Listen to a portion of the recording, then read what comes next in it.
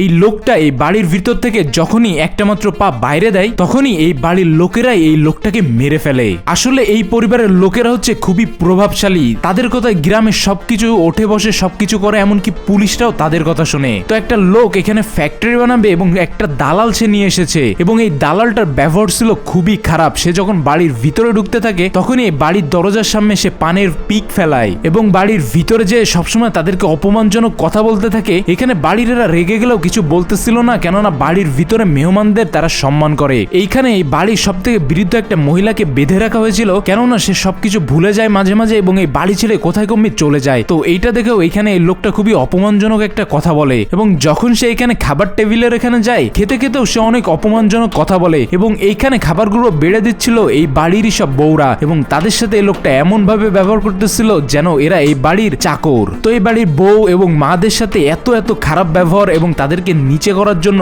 এইখানের এই পরিবারের সবাই একেবারে রেগে যায় এবং যখনই এই লোকটা এখান থেকে ডিলটা ঠিক করে বাড়ি থেকে একটা মাত্র কদম বাইরে দেয় তখনই এখানে ধরে তাকে একেবারে উল্টো করে এখানে মাটিতে গেড়ে দেয়, কেননা তারা তাদের অপমানের বদলা যাই হোক বাড়ির ভিতরে কাউকে খুন খারাপি করে নেবে না এবং বাড়ির বাইরে থেকে বেরোলে এই লোকটাকে তারা একেবারে মেরে দুনিয়া থেকে সরিয়ে দেয়।